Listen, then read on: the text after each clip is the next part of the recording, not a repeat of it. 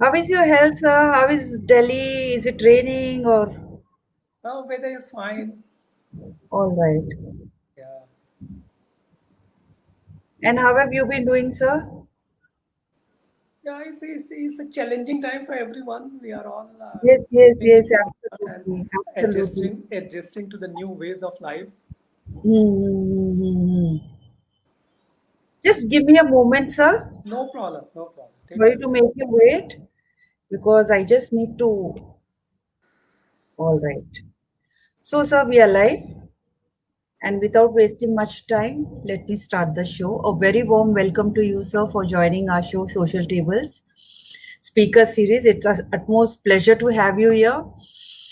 Hello, everyone. I'm Kalpana Chaudhary, founder of Social Tables, managing trustee and chairperson of Janseva Foundation, Being the Change, and Lagna.com. Lagna.com is a matrimony portal for differently abled cancer and acid attack survivors. Co-chairman of ASSOCHAM, State Women Entrepreneur Development Council, GSDC, member of Wikiflow, CII, IW and Maharashtra Women Economic Forum, and a TEDx speaker. Before diving into the guest introduction, I would like to take a moment to introduce you with Social Tables. Social Tables is committed to sustainable development program with societal well-being and environmental consciousness. Every week, we bring out to you some of the brightest minds from the diverse sector to discuss over a few significant ongoing issues. In this week's speaker series, we have our guest, Ambassador Akhilesh Mishra ji, Additional Secretary, Ministry of External Affairs. Ambassador Akhilesh Mishra ji took over as Additional Secretary, Development Partnership Administration in the Ministry of External Affairs on 3rd Feb 2020. Before this, he was Director General, Indian Council for Cultural Relationship, Ambassador of India to Maldives, and Consul General of India in Toronto, Canada. Mr. Mishra's previous assignments include Joint Secretary in the Ministry of External Affairs, heading the Northern Division, dealing with India's relations with Nepal and Bhutan.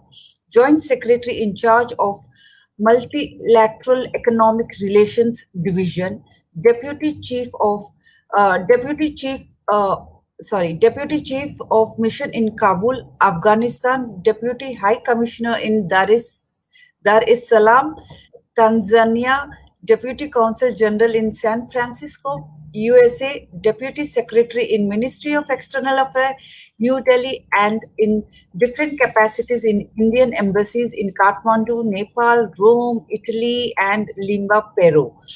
Mr. Mishra holds the degree of Bachelor of Technology and Masters of Technology in Mechanical Engineering, both from Indian Institute of Technology, Banaras Hindu University, BHU.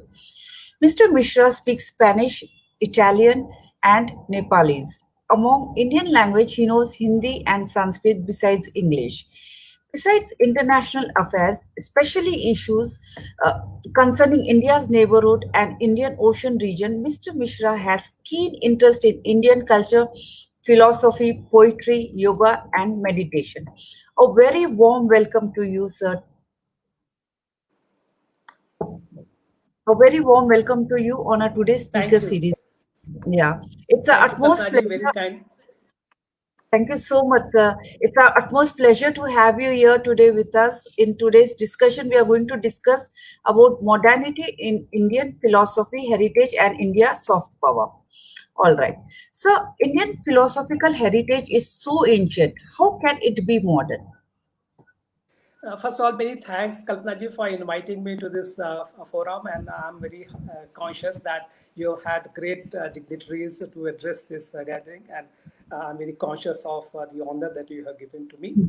Uh, as far as the topic of today's interaction is concerned, I'm reminded of a shloka from Kalidasa, Okay. who said, "Puran mityeva na sadhu sarvam, न चापि काव्यम नवमत्यवद्यम संतः परीक्षांतरद भयन्ते Hmm. मूढ़ा पर प्रत्ययनेय बुद्धि."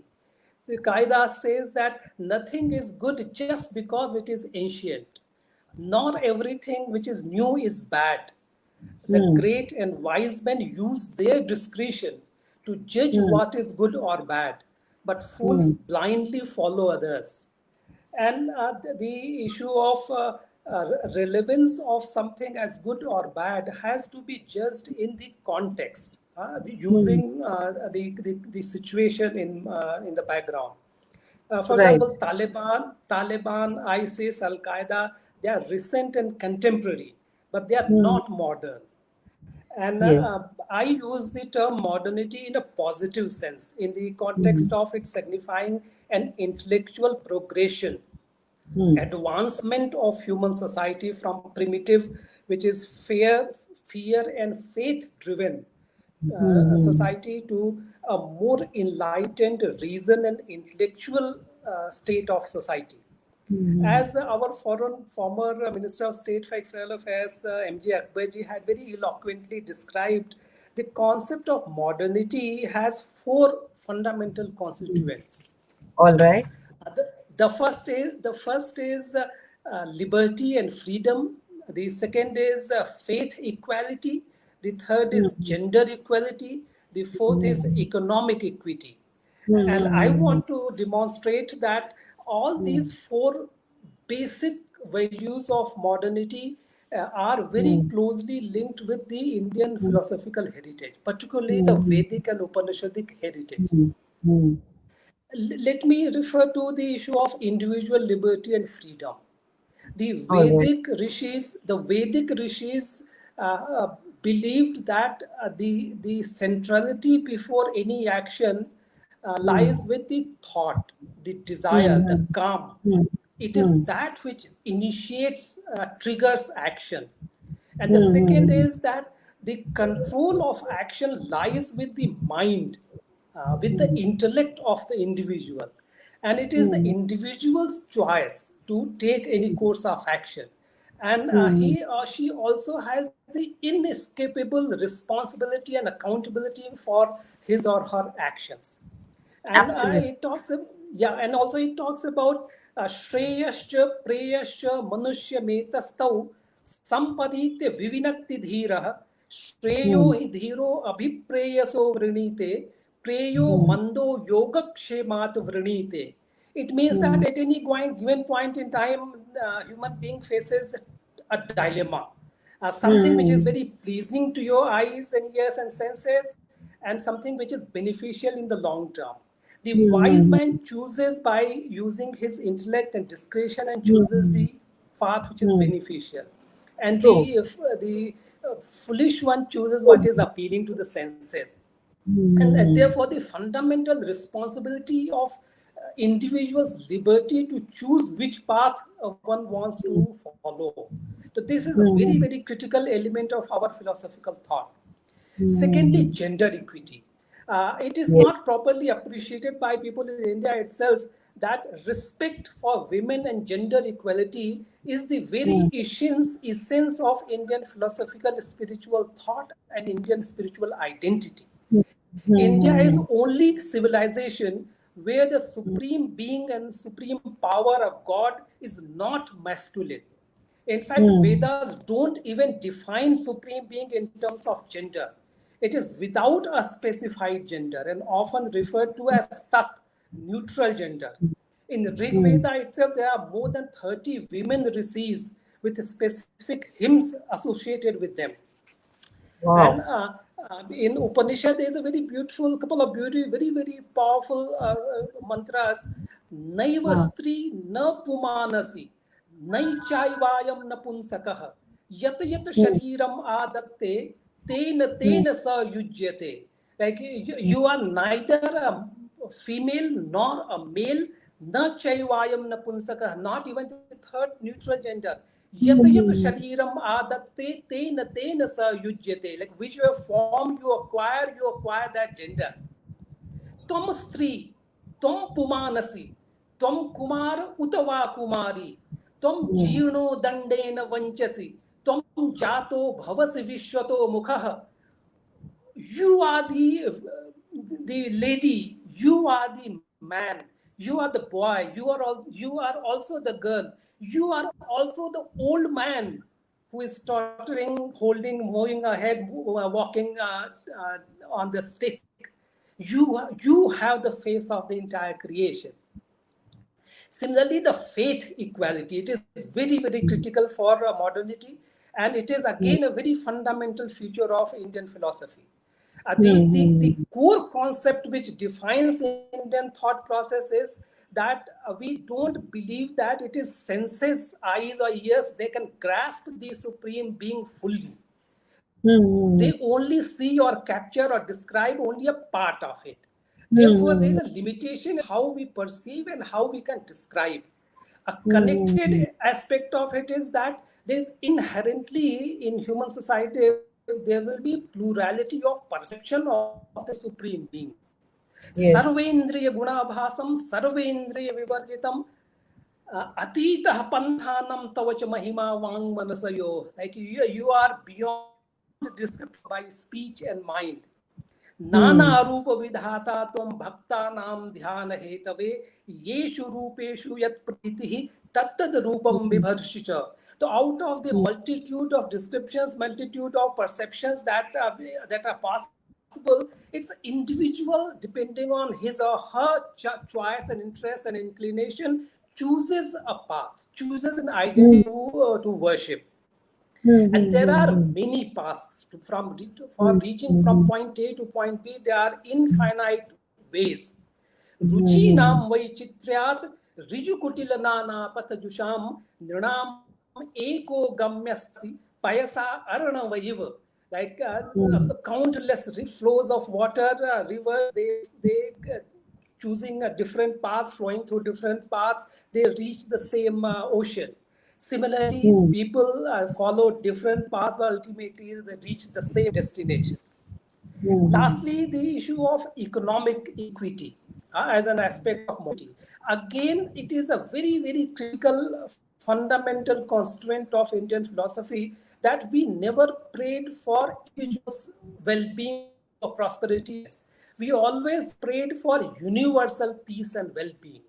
And that is the crux of the sentiment of economic equity, well-being of everyone. And they say not only people who are friendly to us, but we pray for well-being of people who are not friendly to us, who are hostile to us, and who want to harm us. Yo me snehyate tasya shivamastu suvi yaschamam dveshti lokesmin sobi bhadrani pashyatu. People who are kind to us, they are loving to us, oh Lord, let them all see well-being and happiness and prosperity in their life. But even those who are hostile to us and they hate us, they are wishing to harm us, let them also feel the happiness and benign grace of the Almighty. This is the sentiment. And this is how the economic equity and well-being of the collectivity that is rooted in our philosophy and our thought. Thank you. Marvelous, sir. I do feel that modern, with a touch of ancient, is always a phenomenal combination. And you read Sanskrit so well. It's awesome. Sir, how is Indian philosophical thought different from the Western? Yeah, but I'm not an expert, but based on my observation of Indian and Western societies, I feel that generally speaking, the Western approach is to look at things in a very simplistic, segmented, neatly compartmentalized manner. Like maths, physics, chemistry, economics, geography, philosophy, geology, biology. These are all really divided areas of study. But in real life, as the Vedic rishis repeatedly told us, it's not compartmentalized. Everything is organically, inseparably intertwined with everything else. And there is a concept of web, a cosmic web, which connects all things in a very divine order or a law, upholding the entire creation in a single unified whole. And therefore, you cannot disturb any single entity in the web without disturbing the rest of it. And there's a very beautiful mantra in Atharva Veda which says, Parityava prithvi sadhya itva parilokan paridishah pariswaha ritasya tantum vitatam vichritya tad pashyat tadasit. It means having gone around the earth, gone around all the universes, all the celestial bodies, all directions, I have come to observe with ritasya tantum. There is a web of truth, a web of divine order, which is spread all over. And therefore, the one very aspect is for the Indian sages to look at all issues of life in a very organically connected, interdependent, intertwined manner, not a segmented manner. Second aspect is that in the approach, the core concept is very egocentric, self-centric. Conviction that knowledge must be gained directly by your eyes and your other senses, and you believe only what you can see with your own eyes, and measure something, and only you, if you get the same result repeatedly, that is only something to be trusted. But Indian sages cautioned us about the limitations of eyes and human senses in trying to describe or grasp the ultimate reality, the larger truth. Na yatra chakshuragachati na vaggachati. No mano navidamo navijanimo. Like the ultimate reality is such where neither the eyes go nor the speech goes. We cannot, the mind cannot understand, and therefore we do not know. We do not know what the ultimate truth is. Yat chakshusha na pashyati, yena chakshunshi pashyati, yan manusa na manute, yena hur manomanam. The ultimate reality is not seen by the eyes, but because of that power, eyes get the power to see. The ultimate reality is not contemplated by our mind. The mind gets the power to think because of that power. And to grasp that ultimate truth, one doesn't have to open one's eyes, but rather close one's eyes and do an introspective, introvert, meditative approach, drawing senses inwards to find the ultimate beauty and ultimate grace and ultimate knowledge and ultimate light, divine light. So that is the very fundamental difference between the Western approach to knowing and an Indian approach. Wow, sir, that was such a beautifully framed answer. Indian culture is so beautiful, and in itself, that is stands out from the rest of the world. Well, so what is the relevance of ancient Vedic philosophy for the contemporary society? Sir, can you just check your net once? Yes. Am I audible? Yes, perfect. Perfect.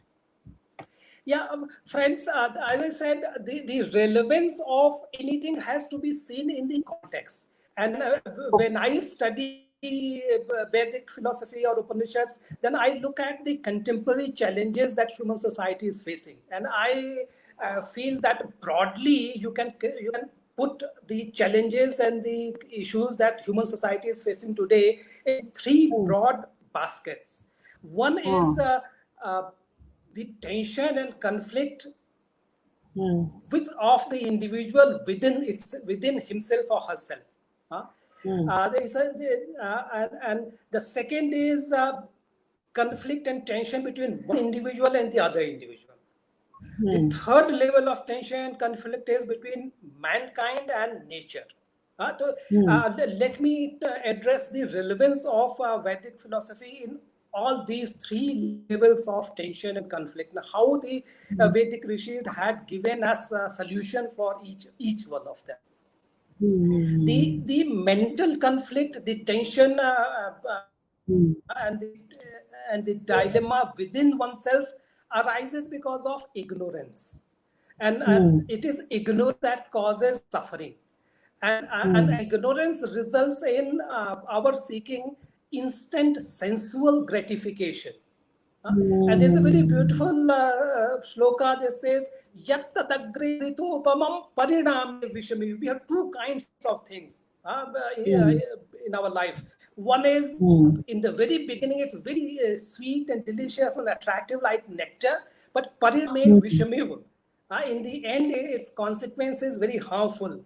And the other mm, is yat dagre vishameva pariname amritopamam. So mm, in the beginning, it is like bitter, but in the end, it is very beneficial. So that approach, mm, a very short-term myopic approach, is a root cause of suffering.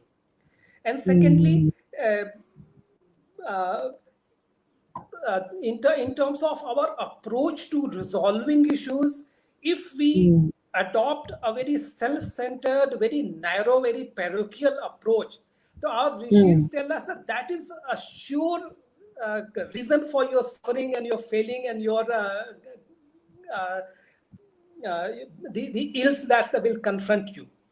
It says, mm, Yo vai bhuma tatsukham nalpe sukhamasti. It's a bhuma means vast, like infinite. So if your conception, your vision is virat, then it will give you happiness.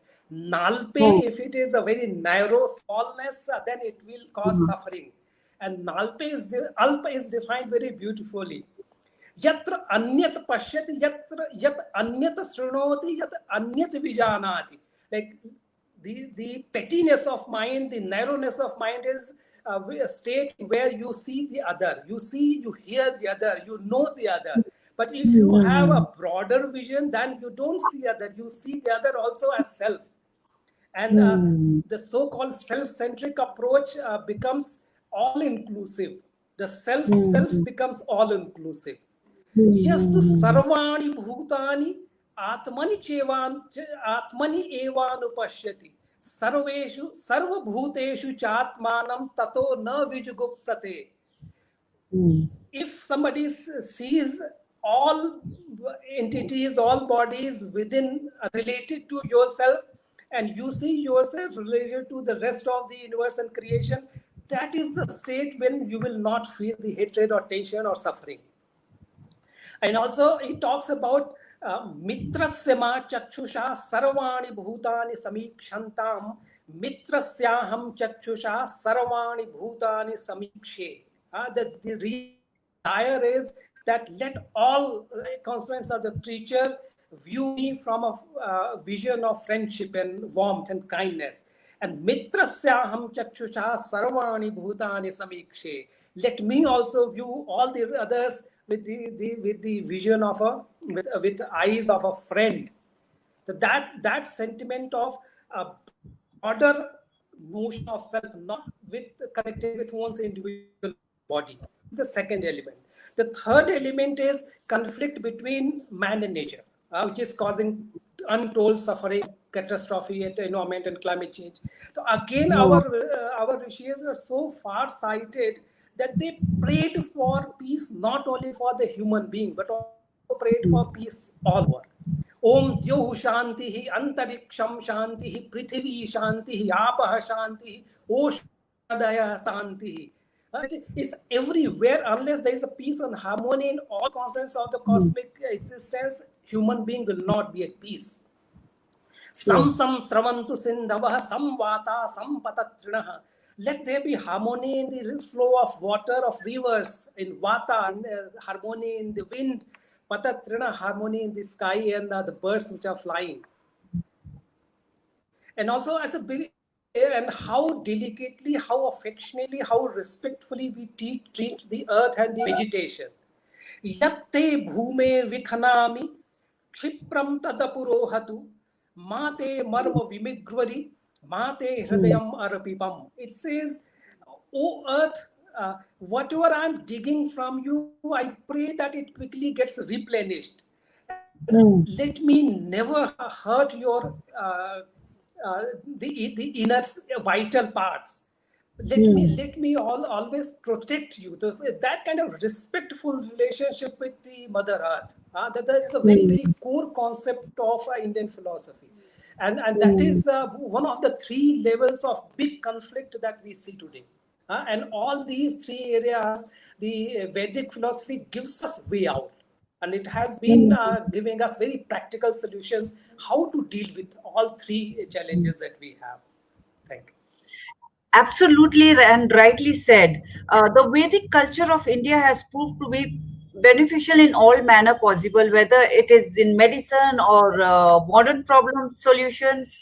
Well, so what is the importance of Sanskrit for India?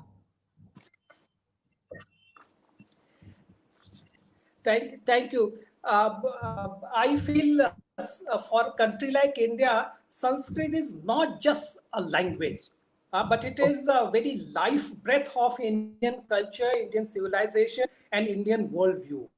I say it is a Sanskrit प्राण. Sanskrit is प्राण वाहिनी. भारतीय संस्कृति की प्राण वाहिनी है.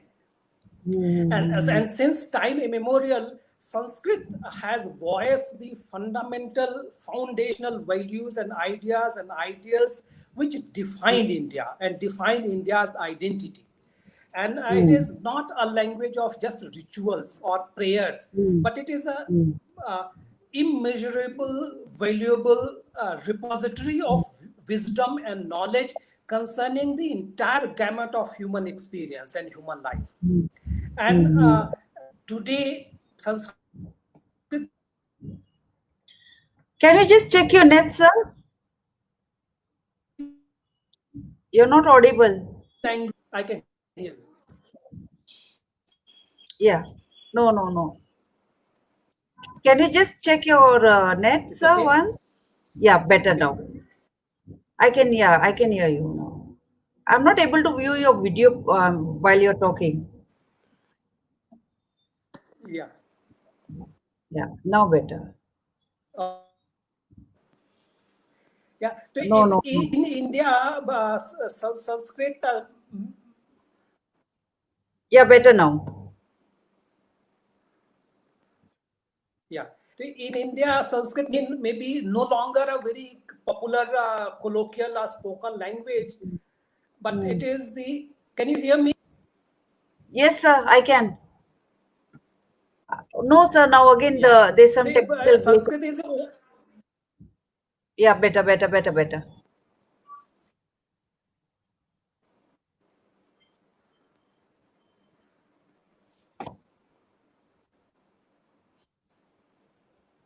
Sir, can you hear me?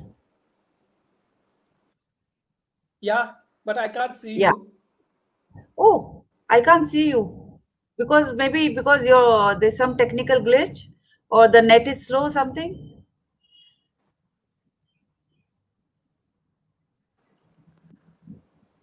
Now? Yeah, is it okay? Yeah, I can hear you, but I can't Yes, sir, see you. better now. Oh, strange. But my cam is on. I can hear you, but I can't see a movement of. Anyways, Yeah. we are listening to you, sir. Oh, okay. So Sanskrit is the only language of India which is not confined to or identified with any particular region, but it has a Huh. truly global footprint. From Kashmir to Kanyakumari, from Gujarat to Assam, Sanskrit has influenced the languages, life, literature, and thinking of people all over India, and even outside India. Sanskrit is a language which enjoys unparalleled linguistic affinity and ties with many languages, particularly in the Europe. And also, it is very important to note that Sanskrit is entirely a phonetic language with a very highly sophisticated scientific script. Its alphabets and the seeds of its grammatical evolution are contained in just 14 Maheshwara Sutras, and they are arranged in a very sophisticated phonetic order. In Sanskrit, the use of language is governed by the psychology of words.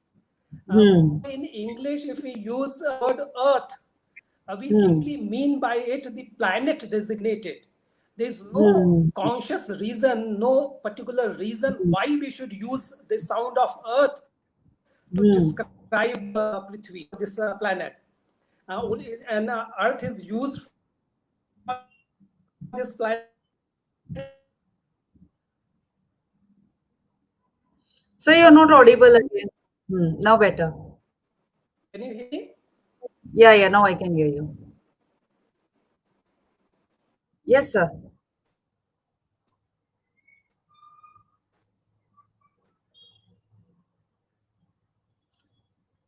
So I think you need to check the net once again.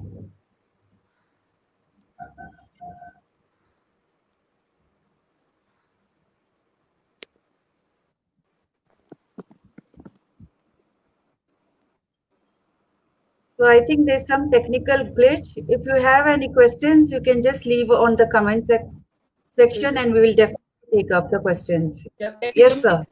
Can you hear Yes, me? sir. Yeah. Yes. Now I can hear you. Yeah. Yeah. So in Sanskrit, words are formed based on the psychology behind it. In English, if you use a, then we just use it because of custom or practice.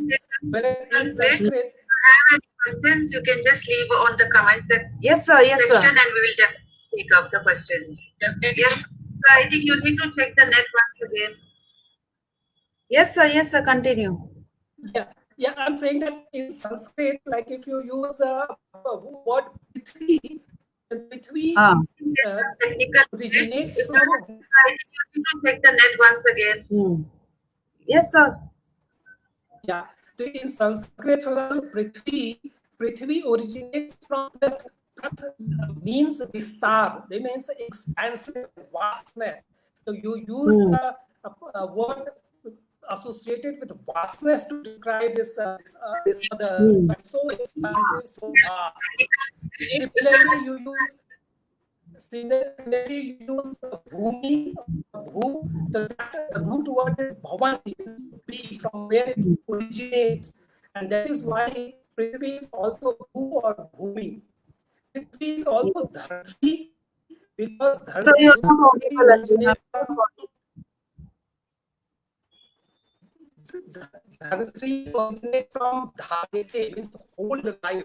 So therefore, there is a concept why you call Prithvi Dharti. There's a concept why you call Prithvi or who, or there is not arbitrary. There is a philosophy behind it. Similarly, the Vedic rishis used the properties of objects to designate them. And also because, again, it's very fundamental point that because every object may have an essentially, it has multiple properties, and therefore for each object you have multiple words to designate and define them. For example, Chandrama. Chandrama originates from Chadi. Chadi means happiness. Yash Chandati, Chandayati Sa Chandra. So the Chandrama means Chandra means something which is full of delight, and also something which bestows the delight.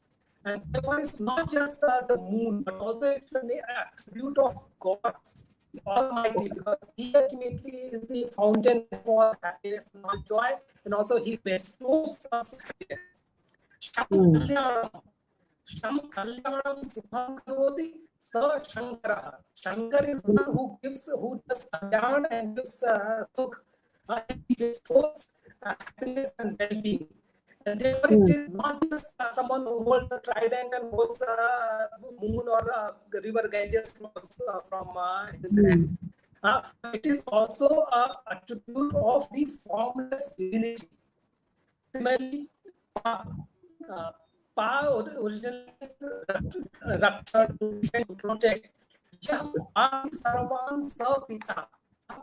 Pita is one who protects everyone. To Mimite Manati Sarvan Jivan Sa Mata. The mother is one who wishes happiness and progress, prosperity, and prestige for her children. And so therefore, Pita and Mata are not just physical human beings, they are also attributes of the Supreme Being. And therefore, without understanding the profound philosophy behind the words in Sanskrit, you cannot understand the meaning of Ekam Sat Vipra Bahuda Vadanti, for example. Then you cannot understand how you say Tomeo Ma Chapita Tomeo. Someone who is blindly transposing the English words from the Sanskrit words, So he will only use mata for mummy and pita for daddy, and he will be a disaster in terms of understanding the thought behind why we are using this. True, true. Thank you. Yeah, sir, I think before I take up a next question, can you just recheck your net because I'm just not able to see you talking. I can see your image, but I can't see you talking. And also, there's a crack while you're talking. So, can we just fix that? It's such an interesting subject, and this is something which we have never done, and I think most of us don't.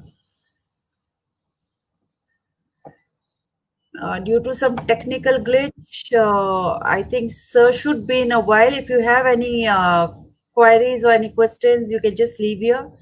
Sir should be here in say another 2 minutes.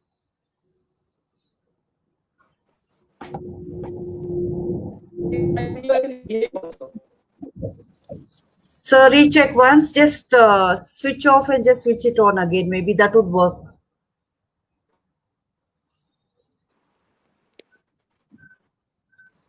I'll just share a picture. Yeah. Rejoin again, sir.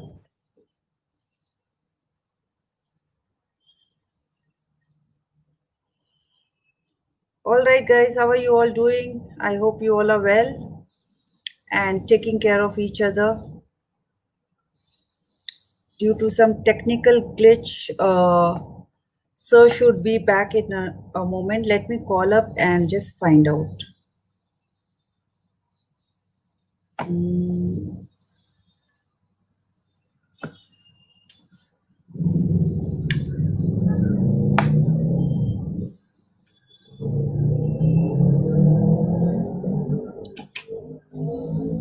Hello? Yes, sir. Yes, sir. Waiting. Thank you, sir.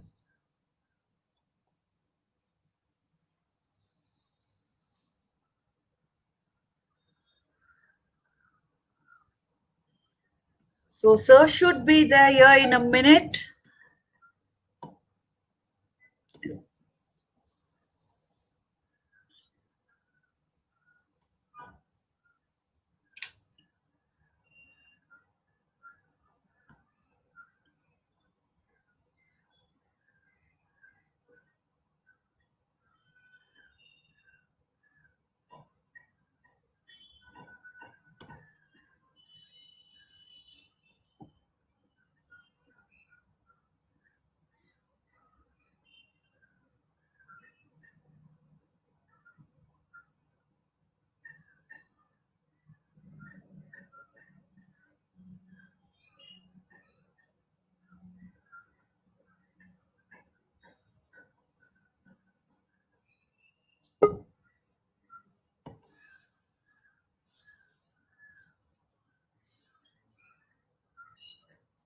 Okay, can you hear me?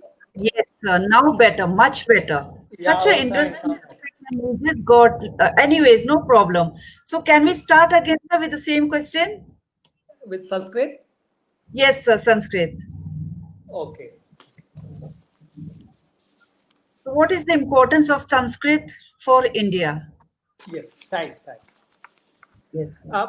For India, Sanskrit is not just a language, but the very life breath of Indian culture, Indian civilization, and Indian worldview. It is a prana vahini or prana of Indian Sanskriti. Since time immemorial, Sanskrit has voiced the foundational values, ideas, India and India's identity. It is not just a language of rituals or prayers, but it is a repository of wisdom and knowledge concerning entire gamut of human experience and human life. And today, Sanskrit may no longer be a colloquial or a spoken language very widely used in India, but it is the only language of India which is not confined to or identified with any particular region, but has Right. a truly global footprint within India, from Kashmir to Kanyakumari, from Gujarat to Assam. Sanskrit has influenced the languages, the life, literature, and thinking of people all over India. Similarly, even outside India, Sanskrit enjoys unparalleled linguistic affinity and connections with many languages. Sanskrit is an entirely phonetic language with highly scientific script, and it in its alphabets and seeds of grammatical evolution are contained in just 14 sutras of Maheshwara. And they are arranged in a very sophisticated scientific phonetic order. And Sanskrit uses words based on the philosophy and psychology of the context. For example, Yes. in English, if you use word earth to mean Prithvi, so we use this word in English only because it is custom. It has become traditionally identified with this planet. There is no particular logic or reason why we use that sound to identify with Prithvi. Whereas in Sanskrit, the word for earth is Prithvi, and Prith means vistar, means expansion and vastness. And therefore, Yes. Prithvi denotes something which is extremely vast, extremely expansive. But it is also called Bhu or Bhumi. But Bhu and Okay. Bhumi originate from Bhavanti. Means it creates, it originates life. Together, Because sir? of its, yeah, Oh, that is why uh, Prithvi is also called Bhu or Bhumi. It is also okay. called Dhartri because Dharyate is the root word, and Huh. because earth holds life. And that is Mm-hmm. why you call Prithvi Bhumi Dhartri. But this is one physical aspect of these words. But in each case, Prithvi or Dhartri or Bhu or Bhumi is also an attribute of the Supreme Being. Because ultimately, it's the Supreme Being who creates, who sustains, who holds the entire creation. Huh? So Huh. therefore, Prithvi is also name of God, the Supreme Being. Bhu and Wow. Bhumi and Dhartri is also a name of the Almighty. So therefore, depending on the context, you use the words. Similarly, Wonderful. how beautifully the Vedic rishis used words based on the qualities, the properties of objects. And Yes. because each object necessarily has multiple properties, therefore you always have multiple words to designate and define an object. True. And that is very critical for us to understand, to really appreciate the beauty and deep depth thinking behind it. For example, Mm. Chandrama, Chand. Mm. The root word is Chadi. Chadi means ahlad, means happiness, joy. So therefore, yash chandati chandayati sa chandraha. So something which full of delight or which bestows delight is Chandrama. The moon is an equivalent of Chandrama, but also it is an attribute of the Supreme Being, the divinity, the God Himself. Huh? Wow. Sham Kalyanam Sukham Karoti Sa Shankaraha. The ultimate divinity is what bestows happiness and bestows well-being. Therefore, the Mm. formless God is Shankar, not necessarily the Puranic mythological God that we associate with it. Similarly, Shiva. Pa, yeah, Shiva. Mm. So Yeah. similarly, Yah Pati Sarvan Sa Pita. Pita Mm. originates from Pa. Pa originates from Rakshana, from protection. And therefore, Mm. one who protects all is Mm. is Pita. So therefore, yo mimite manayati sarvan jivan sa mata. One who wishes happiness and well-being and prestige for the children is Mata. So therefore, Pita and Mata are not only the physical individuals. Pita and Mm. Mata are also characteristics of the God. And Wow. that is why, without understanding the profound philosophy of Sanskrit words, and establishing equivalence based on foreign word is very, Ah, very dangerous. Like someone who has only understanding of mata means mummy and pita means daddy, he will mother. never be able to understand why you say tumeva mata chapita tumeva Hmm. bandhuscha sakha tumeva. Uh, Mata Ram is my father. Ram is also my Hmm. mother. How do you True. define in using mom and Ah, dad?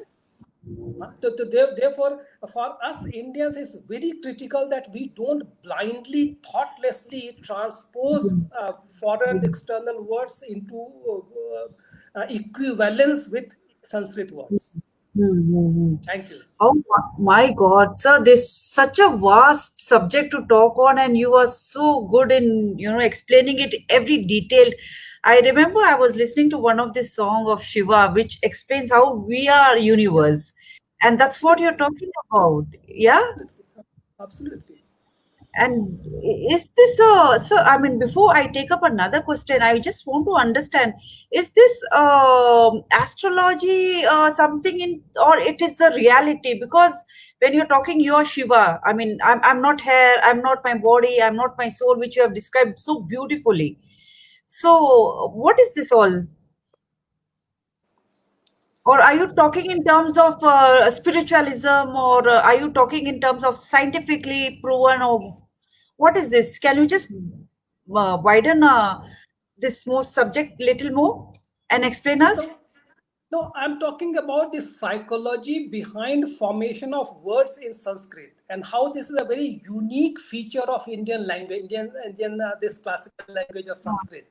So that is why it is called Devvani, because it's so evolved, it's so advanced that Yeah, nothing is arbitrary. Everything is very, very meticulously thought of. Huh? true, and true, and true. I'm referring particularly to the Vedic concepts. The Ha, ha. Vedic concepts, the words which we are using like Yeah. Vishnu or Shiva, Hanuman or Rama or Hmm, Prithvi or hmm, Indra, hmm, the physical human form of them was conceived hmm, much later, several hmm, centuries or thousands of years later, in hmm, Puranas basically. hmm, In hmm, Vedas and Upanishads, you have the conception of Brahma, which is formless. hmm, Uh, hmm, hmm, the Indra of Vedas is not Indra of Puranas, riding oh, elephant. Yeah. Agni, wow. Agni means, Agni literally means, it originates from Agra, someone who is ahead of everything. What is ahead of everything? The is a mind, it's a mental willpower that triggers everything. That is why Agni comes in the very first mantra of Rig Veda. It's not just the physical fire. How amazing is that? So, do you, Yeah, yeah. yeah, and also in that philosophy, a human being is not distinct from rest of the creation. Human being is also a very small but integral, holistic part of our entire cosmic existence. Huh? Wow. So I just said, yeah. So I just said कि ritasya tantum vichatam drishekam. So there is a web in which a human being constitutes a small node, and Uh, in the same web there are plants, there are animals, there are all different creations. the whole, Therefore, exactly, and you refer to astrology and impact of yeah. planets, impact of sun and moon. Yes, yes, yes, Because yes. it's organic whole, you cannot disturb any single point of this cosmic whole, cosmic like web, without True. disturbing the rest. Each one of us collectively has a responsibility for the entire universe. Absolutely, sir. So, I mean, can I say that Sanskrit, the language which is really very beautiful, and it is so, I mean, now while talking to you, I never thought it was so auspicious as well. Absolutely, absolutely. And you have explained it in the spiritually what we do every day is our mantra jap, whatever we do and we listen. That is something beautifully you have explained it. Sir, is there any book or novel which we can refer to? I'll send you some details, but I prefer to read the Vedas or Upanishads directly, because fortunately I know Directly. Sanskrit. So yeah, but I can give you some good translations in English. Yeah, yeah, yeah. With the translation. Beautiful, Yes, sir. I And will. I'm sure even the I will audience are send. looking forward to it. Yes, sir. And Yes. sir, what do you mean by what is soft power? Yeah. Generally speaking, power means one's ability to affect the behavior of others to get what one wants. And Hmm. soft power is influencing others without the use of elements of hard power, that is coercion or payment or military Hmm. or economic muscle. So without using military power or your economic muscle, if you are Hmm. able to influence others to Hmm. create a congenial, favorable environment, that is soft power.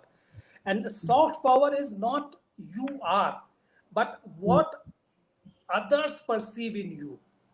Soft Hmm. power comes from culture, from character, from values, which Hmm. attract and appeal others and evoke positive feelings among other beings. And I think Hmm. soft power concept is best defined by the concept of rasa in Hmm. India. Like rasa is what emotions are generated in the audience, in the heart of audience, by the Hmm. gestures, by the gesticulations and abhinaya of the artist on the stage. So what the artist does is not rasa. What sentiments, emotions are evoked in the heart of the viewer, that is rasa. Hmm. So similarly, Oh. that is the soft power. Uh, and I think Lord Rama Hmm. epitomizes the Indian conception of soft power. And Hmm. Tulsidas just said, "Bairiv Ram badai karahi, Hmm. bolan binay man harahi." Like Ram is Hmm. one whose enemies also praise him.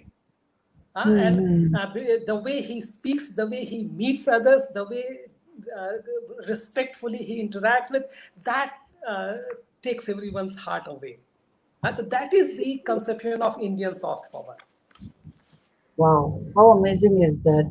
And how has Indian philosophical heritage influenced India's soft power? Thank you. I'm a diplomat, serving diplomat for about 30 years, 31 Yes. years.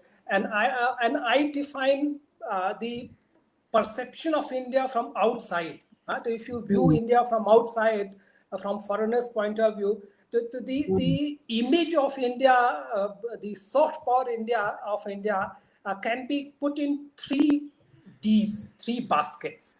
Like one Okay. is the diversity. It is Hmm. so mind-boggling plurality that India represents. This is one very, very positive appeal Hmm. that India enjoys. The Hmm. second is democracy. If Hmm. 1.3 billion people, how they are self-governing themselves is so much of diversity and contradictions. The third Hmm. element is relatively new, but it's a very powerful narrative. The Hmm. third D is development. Hmm. Development through technological innovation and creativity. And I Hmm. want to explain how all these three Ds originate from the Indian philosophy, particularly Hmm. the Vedic philosophy. Uh, Hmm. the the Vedic philosophy is to me the fountainhead of India's soft power. Look at the diversity and plurality aspect. Huh? Yes. The the the entire conception of the Vedas and the underlying messages that we get from the Vedic rishis is in terms of peaceful and harmonious coexistence of incredible diversity of religions, of languages and costumes, cuisines, political and social ideologies.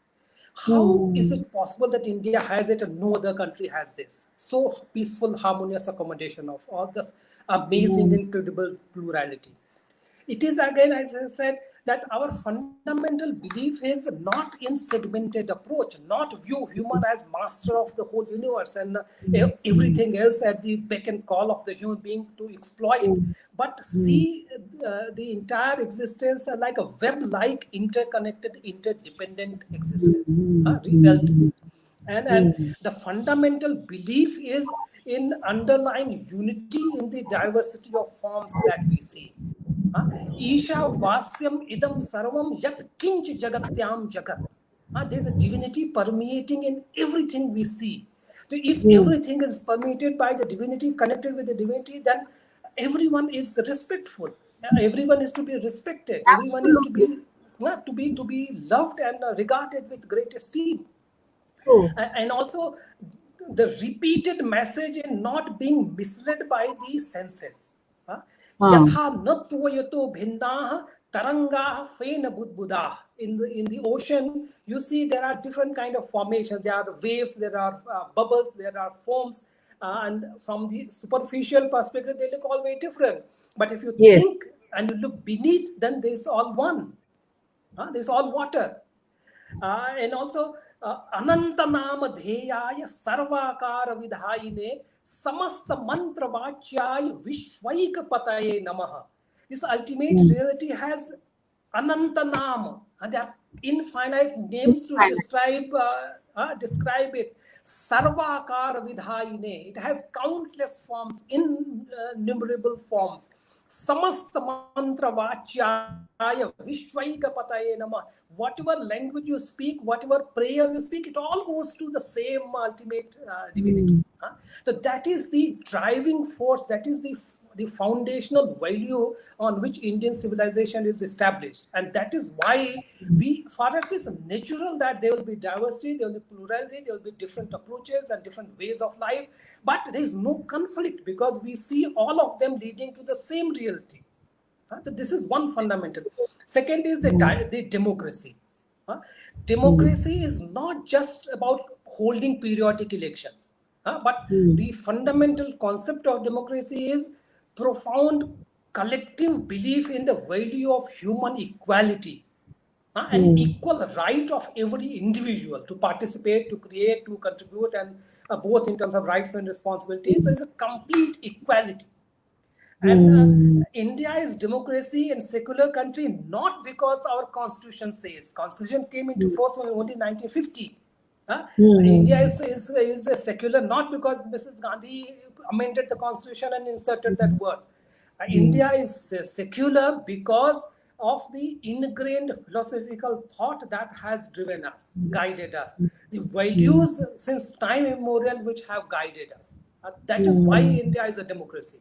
And that is why for a country like India, there's no other option but to embrace democracy. For us, it's not an option. For us, it's not a choice. It's a natural emergence of our heritage. Yeah, and also in terms of the innovation and democracy and development through innovation, through creativity, through IT and jugaad and others. How come we are able to like instinctively do far better in more esoteric, more mathematical, more scientific subjects? Why it is so? Because uh, we are trained philosophically to see not through our eyes but see through our mind. In one of the Upanishads, there's a very beautiful shloka which says, Yada vai manute ath vijanati. Only when one thinks, one knows. Namatva vijanati. Someone who does not think does not know. Matvaiva vijanati. Only by thinking you know. So the role of mind, not the senses which are distracted by what appeals to them. Similarly, in Indian philosophy, again, it originates from Vedas and how it has guided us, nurtured our thought process. That intellectually we are trained to harmonize contradictions, and we are not alarmed by contradicting binaries existing together. And for us, it doesn't have to be either black and white, or you have to be with me or you are against me. So that is not our way of thinking. Let me give an example from Vedas. Yade jati, tadai jati, tannai jati, tad dure, tad vantike, tadantarasya sarvasya, tadu sarvasyasya bahyatah. That means that the ultimate reality, ultimate power, that moves not. That is far, that is near, that is within all this, and that is also outside all of this. To see how the philosophy of Indian thought enables us to very seamlessly, very naturally harmonize binaries which are contradicting and absolutely diametrically opposite. So this is again very interesting aspect of Indian thought process. The third element is that in Indian concept, there is absolute freedom for the individual to take action, but at the same time, there is inescapable accountability and responsibility to face the consequences of his or her actions. There is no getting away with crime just by confessing it. It says, Atmaiva Atmano Bandhu, Atmaiva Ripuratmanah. Like oneself is one's enemy, oneself is one's friend. It's your responsibility to help you. And also, Vaidya Darshan Matrena Vina Aushadhi Sevena Roga Muktirana Lokanam Nirvanopi Tatha Smritaha. So just by knowledge will not help you. Just by knowing the name of the medicine, or just by going and doing darshan of the Vaidya, the doctor, without consuming the medicine, you will not get cured. The utmost stress on action, utmost stress on the responsibility and the discretion of the human being to make the choice and face the consequences. That very scientific approach of thinking and doing and taking action, I think that is one great asset that Indian mind has. And that contributes to the innovative spirit of Indian people, Indian youth. I completely agree with you, sir. And India is a country with extremely rich culture, and there's always a knack of heritage, no matter how forward the country goes. Well, how is the government of India promoting India's soft power abroad, internationally? Thank you so much. In fact, before taking over as head of DPA, I was Director General of ICCR, and I feel very, very grateful that our Prime Minister, Honorable Modi ji, he has taken the in the cultural work to the topmost echelon, and he has mainstreamed the cultural diplomacy. And he has been instrumental in bringing the soft power and cultural diplomacy to the center of the Indian overall foreign policy. It's a very vital element of Indian foreign engagement now. And you would have noticed that one of the very first steps that he took after taking over as Prime Minister was in 2014 to launch the International Day of Yoga. So this is a master stroke in bringing the association of yoga with the Indian culture. And today it is globally recognized that yoga originated from India, and how yoga is emerging as a very powerful instrument of Indian soft power. Similarly, the hosting of Kumbh Mela, inviting participants from 187 countries to go and witness the largest gathering of humankind. Similarly, getting Kumbh Mela recognized by the UNESCO as an intangible heritage of the world.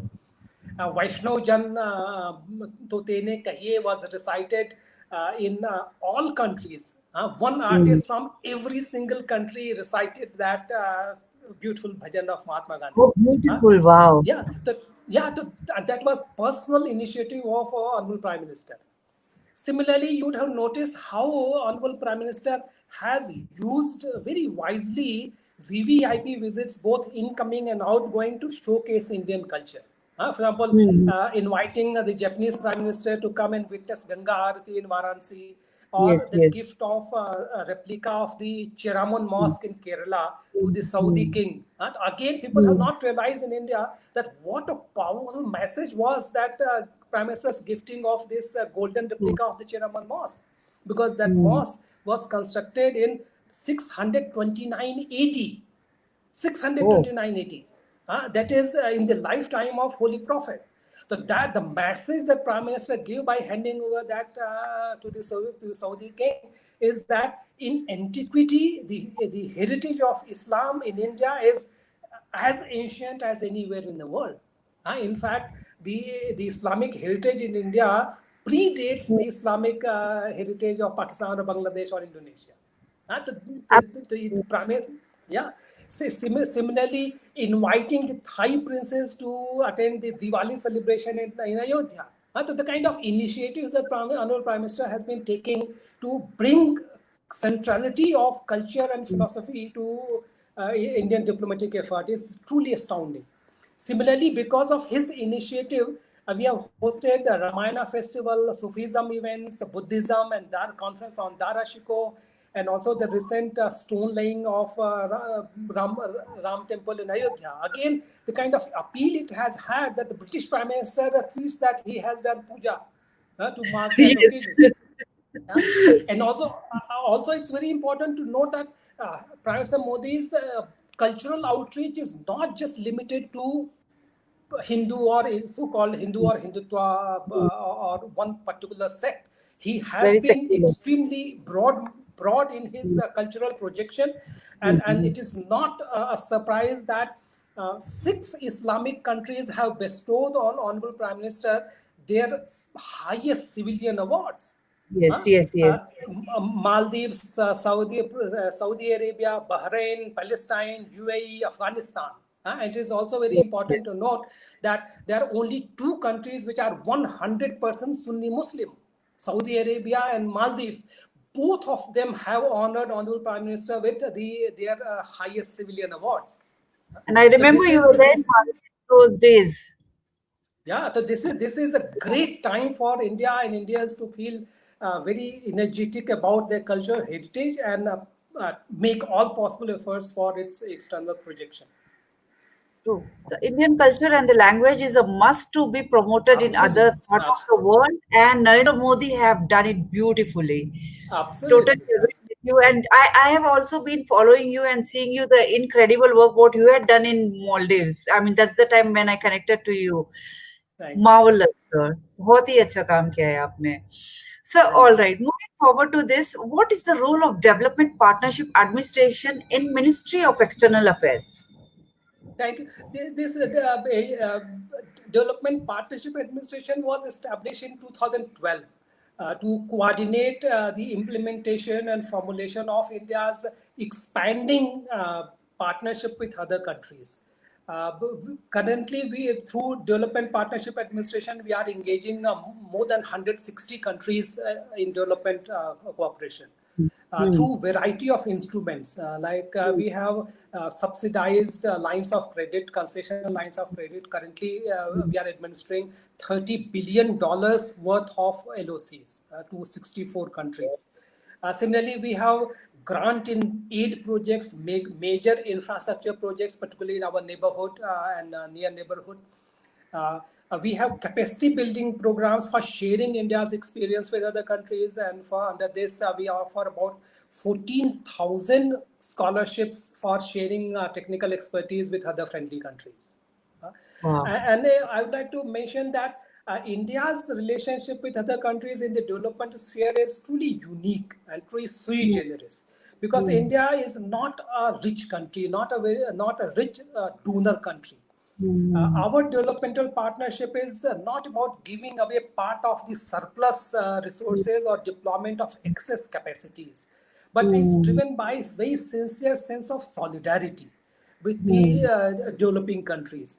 And it is influenced by our fight against colonial powers. There's a Hmm. shared heritage of that.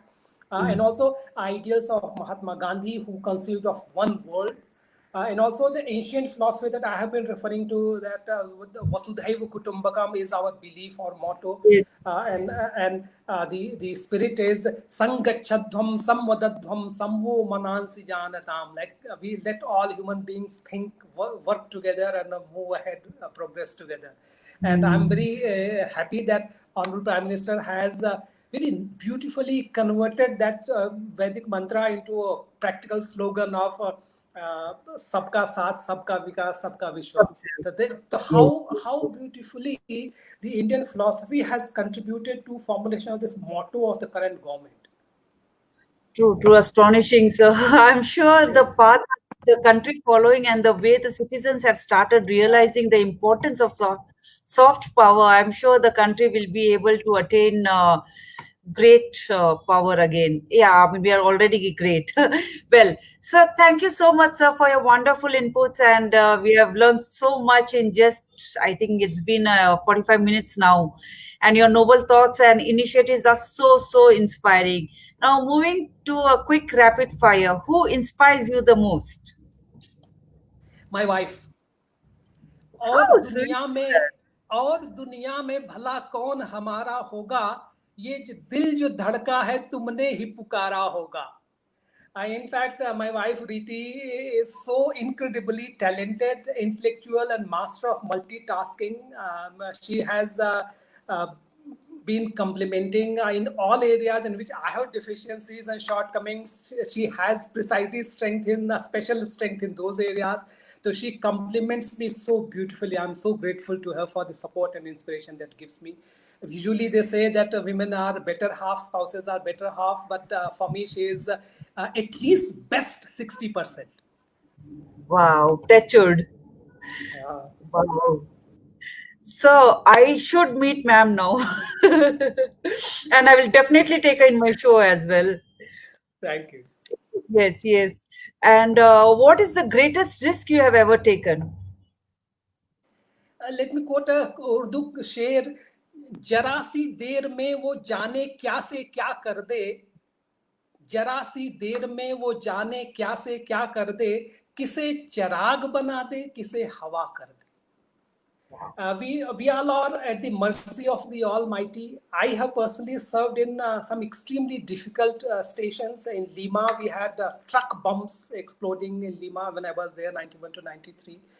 Massive explosions. In Tanzania, I was robbed at gunpoint while hosting a visiting delegation in a restaurant. In Really? Kabul, I witnessed series of suicide bombings, some directly targeting Indian embassy and Indian embassy premises, Indian facilities. We lost our colleagues and dear friends who are working with me directly. But God has been very kind, and I personally never felt that I have taken the risk because I knew that there is a protective umbrella of His. Brave heart, sir. Really, I mean, I'm getting goosebumps by listening to this. Well, and what is the most memorable moment of your life? Yeah, I think the most memorable moment so far has been professionally the great honor of welcoming Honorable Prime Minister Modi in Maldives for the swearing in of President Solih. So that Wow. was before he came. We had a very, very difficult relationship with the earlier government, and Prime Minister Modi coming and formation of a new government was like waking up from a very, very traumatic nightmare. Yes, it's It was a absolutely. it was a greatest honor that I had to welcome Honorable Prime Minister Modi for that great joyous occasion. I'm sure, I'm sure. And I can just feel the moment you're cherishing even now. Absolutely, And absolutely. and if you could change one thing about your life, what would it be? अगर तू मुझे नवाजे अगर तू मुझे नवाजे तो ये तेरा करम मेरे मालिक, तेरी रहमतों के काबिल मेरी बंदगी नहीं. God has been most kind and generous to me, and I don't have anything to grudge against, and I have no wish to change anything that the Almighty has given me. I'm so eternally grateful to Him. Sir, you're I so don't wish to inspiring. change anything. You're so, so, so inspiring and so rooted to our culture, our heritage, our spiritualism.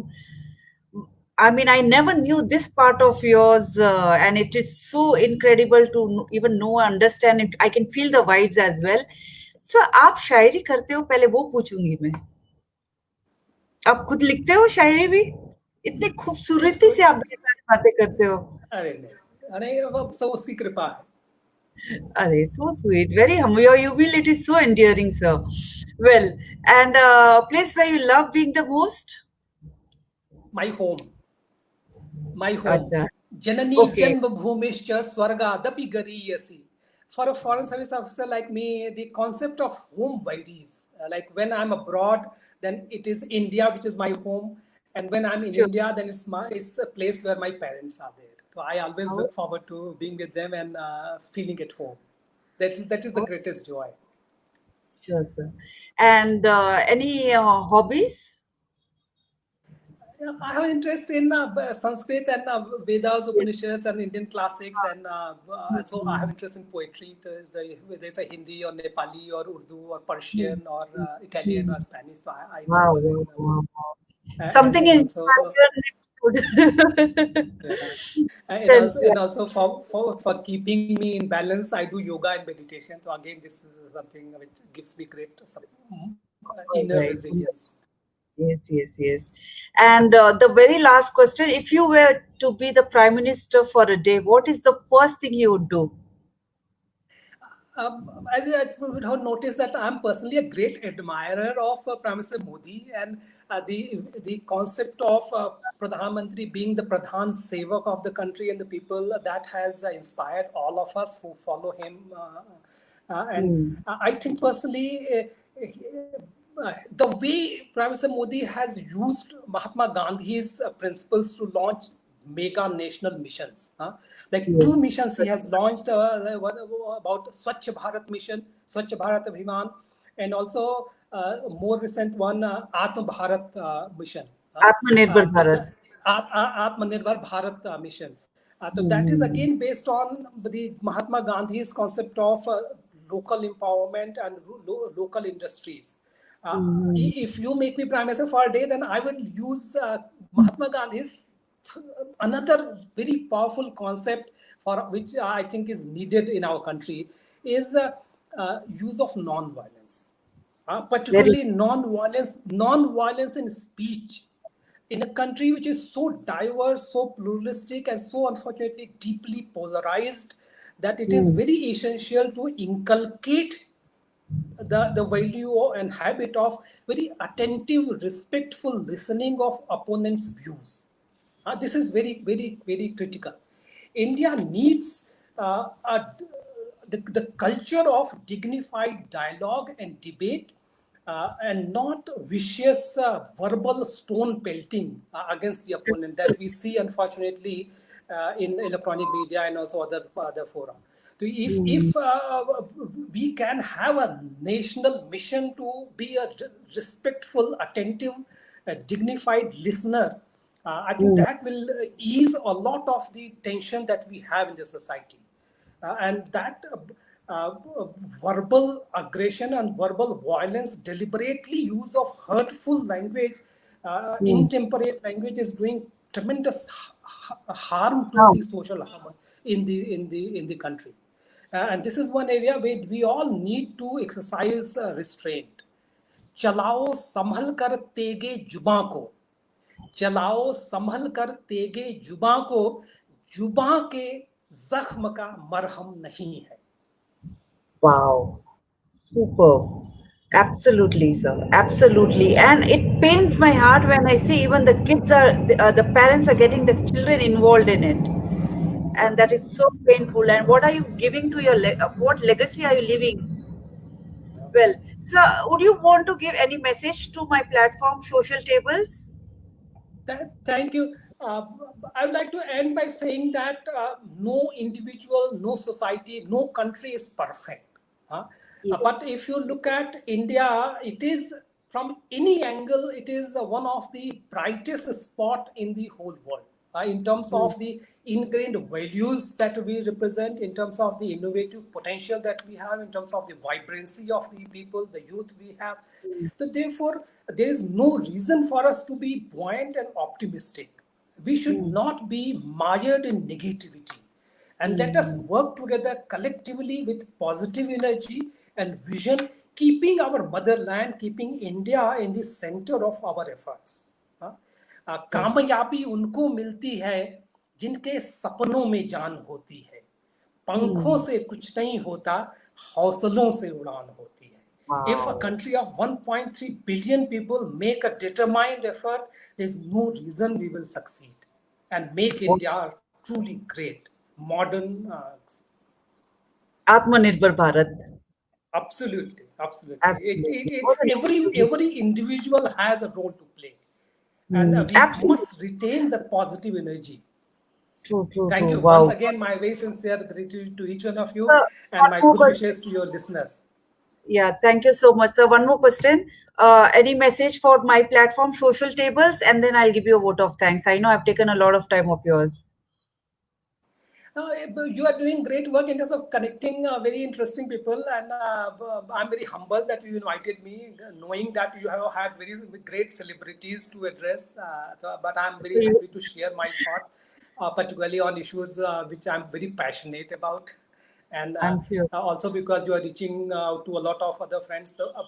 As an officer or as an individual, I'm always at your disposal, and also disposal of other friends who are connected through your platform. That if I can be of any help, either in terms of ideas or in terms of tips, in terms of advice and guidance based on my limited knowledge and understanding, I'll be very privileged. And you have my contact details. You are welcome to share. As a public servant, I'm always at their disposal. Thank you so much, sir. This is what we expect from a leader like you who lead us also. Wow. So, well, that's it for today. And thank you so much. Let me take an opportunity to give you all a vote of thanks. It's a great honor and privilege to propose the vote of thanks to Mr. Ambassador Akhilesh Mishra ji, who, despite his busy schedule, has found time to grace this special interaction. We are extremely grateful to you for sharing your words of encouragement and giving us valuable inputs. Your eminent presence has indeed made this interaction a memorable one, and we unite to thank you from the bottom of our heart for your kindness, interest, and support. We wish you all the very best in your endeavors. Thank you so much and stay safe, sir. Thank you. Thank you. All the best to all of you. Thank you so much.